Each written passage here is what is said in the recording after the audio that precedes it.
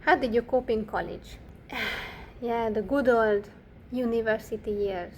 It was 3 years, but the most miserable in my entire fucking life, I would say. I fucking hated that fucking institution, especially my classmates and the teachers. There were some nice ones, but there were major fucking bitches too. And I even wanted to drop out. And I remember a fucking depressing period when I got sick, probably with the flu, but for another week I still didn't go back because I just couldn't bring myself to go back, and I even started thinking if I should drop out and look for another major, what the fuck I should do. I felt so trapped, didn't know what to do, and I even basically got a sort of panic attack. I had to go for a long walk, think it all through, but then I was like, you know what, I'm just gonna clench my fucking ass cheeks and do it and just be over with it, because if I start over I would have lost basically a year, and who knows if I still would have hated the other major, the other fucking classmates. So I was like, let's just somehow endure the misery for these 3 years. So yeah, I graduated and I never looked back. Fuck those people, fuck those teachers, fuck all of it. How I cope with it? I guess with distractions, like everybody. Watching videos on YouTube, maybe some fucking anime, reading books, drawing. I remember that during that time I drew myself a lot with the Reaper. It was like, you know, when you ship two characters, I shipped myself with the Reaper. I was like, yeah, that's a true love blossoming right there. So yeah, I was suicidal as fuck. I think that's when I also started my Tumblr blog, and I wrote about how I felt and all this shit. Of course, my family was there with me, so they helped me a lot emotionally. But yeah, that was also the time when I lost most of my friends, you know, from secondary school or high school, and even some old friends, because, you know, they all started just drifting away, not giving a shit about me, and yeah, it was the loneliest fucking 3 years, I would say. Alright, the next question from the same person. Do your parents know about all your dark thoughts, like antinatalism and ephilism? More or less they do, because as you might probably know already, my sister-in-law is pregnant with her first child. I'm gonna be an aunt. So this topic about having kids, pregnancy and all this shit comes up more often. But even before this, you know, they were planning to have kids, so this topic came up often. And to my parents, I actually opened up and told them everything I think about life, about the future, about having children, bringing people into this fucking world, about parenthood. I told them everything. And actually, they didn't really disagree that much with me.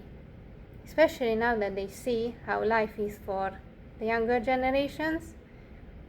I'm not even sure if they would want to have kids, if they were right now in that situation of, okay, now we are young, we are married, shall we have kids? Maybe they wouldn't have us now.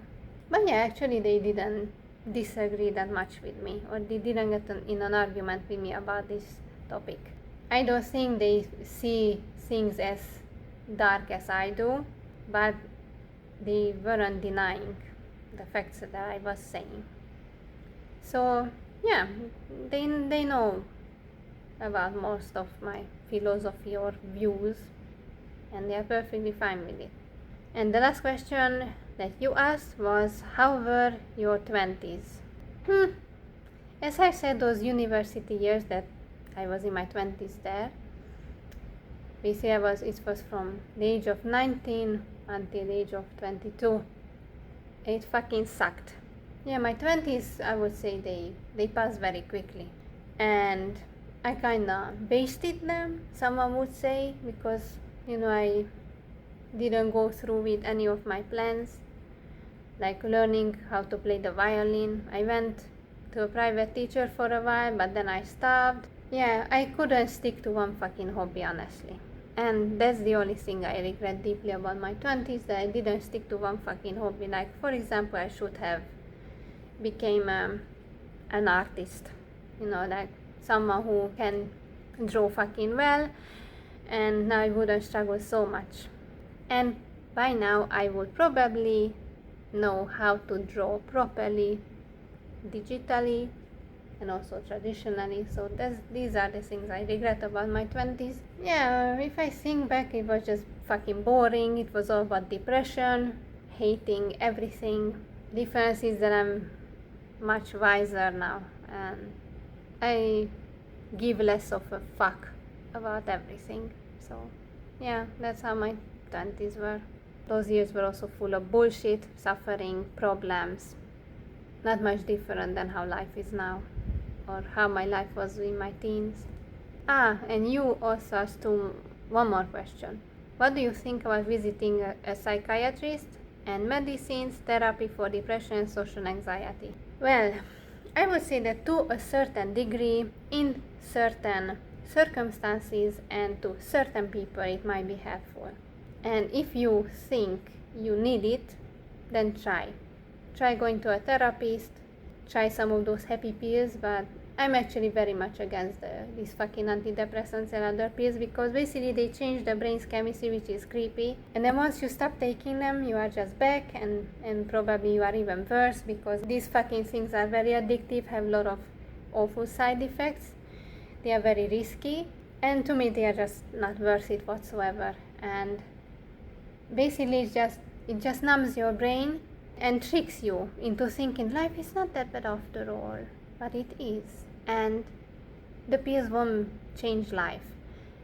That's the thing that, they think that, oh, if you go to a therapist or take fucking pills, you will get cured, you won't feel depressed and all this shit. But I'm like, treating the symptoms won't help.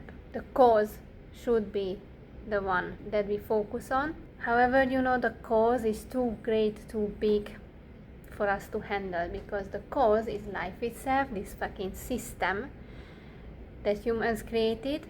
If the problem is external and so big that you can't solve it, with fucking therapy and pills, what can you do?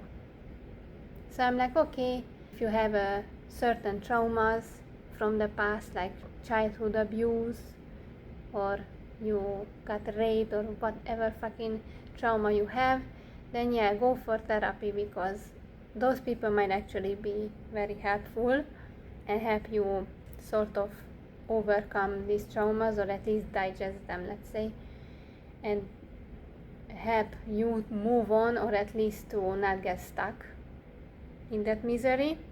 But otherwise, I think it's mostly a waste of fucking money, waste of time, and a lot of therapists just are there for the financial benefit, and not because they actually honestly want to help. There are some who do, yes, but they are so quick to just prescribe those happy pills, and then okay, off you go, and then take them, and then that's it. That's not how it should work. But the whole big pharma works this way, healthcare works this way. Doctors treat symptoms, not the cause, because once you discover the cause and you work on it, then they wouldn't have that many patients, they wouldn't have so many people taking fucking pills and medicine, so it's not worth it for them financially. So that's how it's designed. In conclusion, that's my opinion on going to therapy and shit like that. Go for it if you wanna try, but if you see that it's not truly helping, just stop it. Don't waste your fucking money, time and energy on this shit. And there are other ways to cope than these fucking pills. Many other ways, like physical activity, do some fucking sports, learn how to dance, read books, even play fucking video games, anything that can just distract you, and you are good to go. Next one, and it's still from this same person: relationship advice and career advice. As for relationships, I'm the last person to give you advice, as I don't really have an experience, but I observe others, so maybe my advice can come in handy. The key is to not give a shit.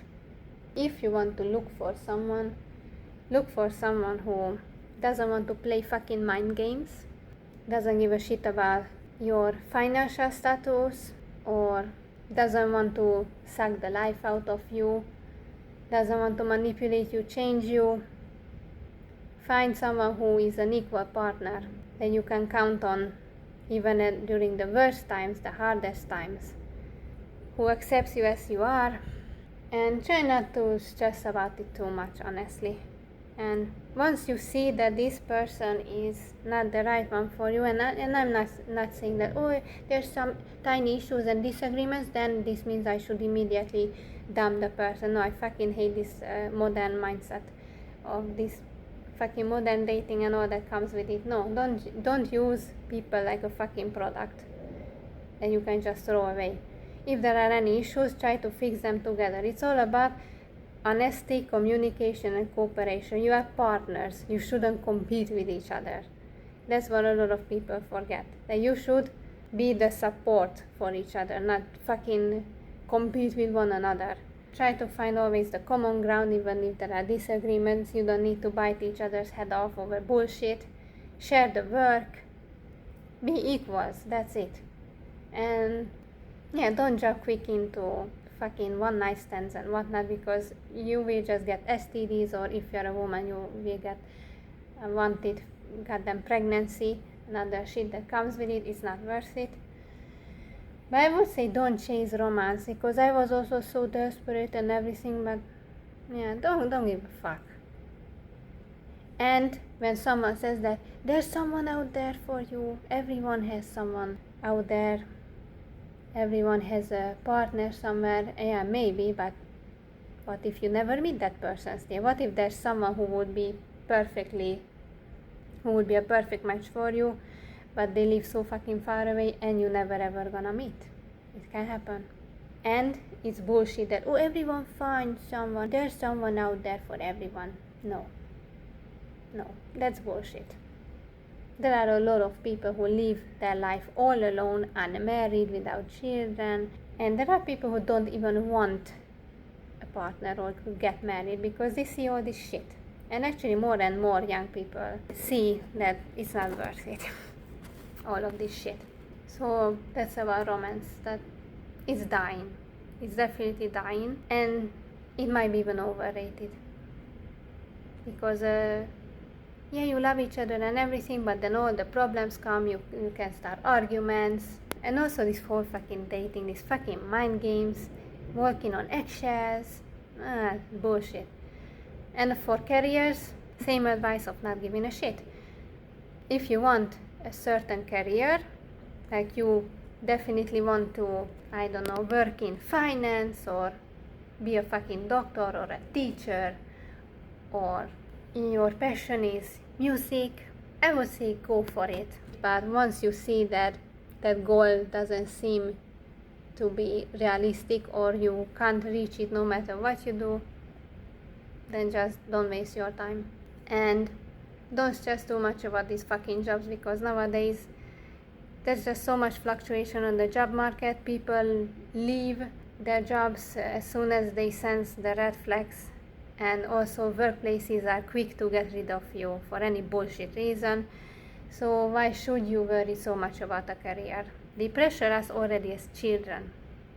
And oh, what do you want to be when you grow up? What career would you like? And what if I don't want any fucking career? What if I just want a job for the sake of earning money to fucking survive? Because in my case, that's the case. That for a while I was also trying to think of, oh, what would be a profession that I could really be passionate about? What could be a career path for me? And I'm like, I realized that there's no such thing. All I want is a job that doesn't kill my fucking soul, a workplace where I don't have to go with a knot in my fucking stomach every day, where I can do my work peacefully, I don't have a fucking tyrant as a boss, and I'm paid properly, and I still have enough free time and energy left. And thankfully this workplace where I am right now provides all of this. So even if they offered me a promotion, once it even happened, then my supervisor was like, well, if you want to be in a bit of a higher position with higher pay, it's fine, but there are also more tasks that come with it, more responsibility, and I fucking rejected it, because I'm like, I'm perfectly okay with this position I am in right now.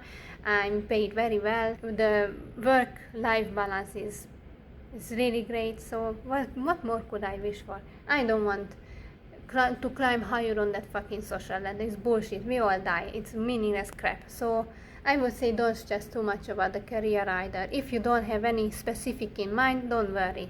People pressure you that yeah, you should definitely have a specific career path in mind and then go for it, and everyone should be a fucking lawyer and doctor and all this shit. Nah, don't give a fuck. Just go whatever feels comfy for you. If you find a nice workplace, even if it's just simple fucking job at a fast food restaurant or at a library, or you are just cleaning an office building, go for it. As long as it brings food on the fucking table and you have a life and you don't feel like you want to fucking die every time you have to go to work, then what more should you wish for? Okay, next one is from Vin Diesel, and I'm not sure if it's a troll question or not, but let's see. My lawn is exhibiting signs of iron deficiency and I don't know treatment or supplementation to apply. I don't know either. I don't know shit about gardening, so you are asking the wrong person. But I still feel like it was a troll question. Anyway, yeah, that's my answer. I don't know shit about this stuff, my man. Next question is from Prefer to be left alone. Good name. I relate. How do you cope in the vicinity of humans? Constant, non-stop daydreaming. That's how I cope. That even when I'm on the way to work or going home, I constantly have scenarios in my head. I make up scenarios.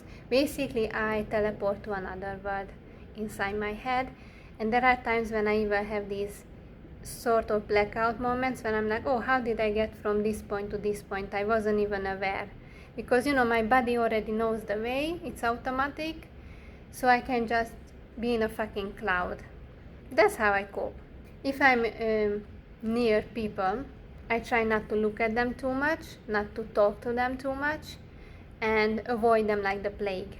To retreat somewhere more private. If there's not a possibility, like you're in a crowded fucking mall or whatever, I just try to do my stuff as quickly as possible, focus on the task at hand. And yeah, the non-stop daydreaming, that helps me tremendously. Okay, next question, Matthewa. Hope I'm pronouncing it right. 9:30. Okay, is there any good place to move to? Is your country a good place to live, or have you ever been someplace that was less bad than all the other places? I am ready to move, I just don't know where to go, if there is anywhere to go. I would say that life sucks no matter where you go. Of course, there are countries that are way better to live in than in others, but you can't escape this shitty reality no matter where you go. Well, Hungary, where I live, I would say that I have a decent life here, but other people suffer a lot. So it really depends. In every country you will find people who thrive, or people who are just fine, simply living their simple lives, and others who are fucking miserable. It's the same everywhere, no matter where you go. There won't be a perfect country that is like a fucking utopia. You won't find that place. There's no such place. But I would say that if you want to look, I don't know where you live, but if you want to search, I would suggest maybe Europe, but definitely not Western Europe. It has fallen. You will barely find traces of the culture left, so nah. Places like UK, France, Germany, those are fucking dead. Don't go there. Don't go there. I think the same goes for Sweden. Honestly, I'm really not sure where you should go. America, the US is also fucked up, and South America also is a disaster. Most of those countries, because of all the crime, the homicide, all the fucking shit going on there, corruption, whatnot. Then if you look at Asia and Africa, those are also full of shithole countries. Also, if you go to a place like Japan, it's hard. Because as a tourist, it's wonderful. They treat you like a fucking god. And there's so much to see there, so beautiful, intriguing culture. But once you try to live there, you're gonna have a hard fucking time, because you will always be an outsider in their eyes, even if you speak the language fluently. Paperwork is a nightmare, so I can't really say anything positive or encouraging or hopeful to you. I just say as it is. But definitely don't try to live in a utterly shithole fucking country. Third world countries, nah, out of question. Then, as I said, Western Europe, total fucking damage already. I would even say, yeah, try to maybe Czech Republic, Poland, maybe even Hungary. Who knows? Slovenia. But who knows if I have subscribers from those countries and they say, nah, don't fucking come here. We are also horrible as hell. Every country has its issues, I would say, so there's no utterly perfect place to move to. Okay, next question. Music Junkie 37. Do you ever feel this anxiety? Sometimes I think more deeply about death, and what I'm afraid of is not the fact that I won't exist anymore. It brings me so much relief knowing that. What I don't want is that my consciousness still goes on, it still exists, so that we have a sort of a soul and then we go to another fucking place and have all sets of other fucking bullshit there. My greatest fear is reincarnation. I don't want that. I really don't fucking want that whatsoever. What gives me anxiety, let's say, is that I don't know how I will die and the process of dying. Because when you have cancer, those lovely diseases like cancer, heart issues, or any other organ problems that lead to death, or you are brutally fucking murdered. Yeah, it's mainly the pain and the suffering I'm afraid of. Death will liberate me from all that, but the road that leads to the Reaper's arms is a fucking rocky road. And that's what I'm scared of. I really envy those people who just fall asleep and just don't wake up, or who just randomly collapse. And they don't feel shit, they just fucking collapse. I envy those people, but knowing my luck, I won't be among them. And I probably will have some awful fucking shit to take me away, full of fucking suffering. So that's what scares me about death. Next one is from Free from Matrix 8597. When you speak about reality, is that from your own experience or are views that you have formed reading? I would say it's a mixture of both. It's the same for all of us, let's face it, that as you grow up, you are a kid, you learn a lot of things from experience, obviously, but also from what other people tell you. Your culture influences you, your parents, your teachers, other adults around you. Then the things you learn at school. Well, I actually learned to fucking question almost everything I read and hear, and I'm like, what if even these things that we perceive as real are not actually real, or we perceive them in a false way? Because even when you think about it, even just the colors that we see colors differently than animals do. And even animals, the different species see colors differently, or even the frequencies we can hear differ a lot. So when I talk about reality, yeah, it's just mainly what I perceive as real. But even I know that I might see things or we might see things not as they truly are. We don't know shit, honestly. We are just trying to figure out life and all this shit around us. Or when I mention reality, I mean this one that we live in right now, this world, our lives, the shit that's around us, compared to dreams, fantasies and whatnot. That's what I mean by reality. And I believe we reached the last question. It's from Dictator 7847. You said you found a hobby you love. How is it going? I think this hobby must have been drawing, because that's the only thing I can think of that I got into recently, other than running this channel. Well, I would say I'm still an amateur, but I'm not at the level of drawing fucking stick figures. So I would say I have decent skills in drawing, but I'm still very, very far away from the pros. And it brings me a lot of joy and it relaxes me. There's also a way of escaping reality if you look for something like, that can distract you from the shit. However, these things like not having enough motivation, depression, you feel tired, or you are just not in the mood, it really pisses me off, because it often, even when I'm like, oh, I should draw, I wanna draw something, I have so many ideas, and yet I waste my fucking days not doing any fucking drawing. But I think I should just force myself, honestly. And then, once you get into it, you get into the flow, then you will feel nice. I would say that, yeah, I'm more or less progressing slowly but steadily, and I enjoy it, and I should draw way more than I do currently. Guys, I think these were all the questions you asked. If I left out any, please remind me, and maybe in my next video I catch up and I answer those questions. But I think that was it. Well, thank you for watching, thank you for the questions, and see you guys next time. Praise the Reaper as always.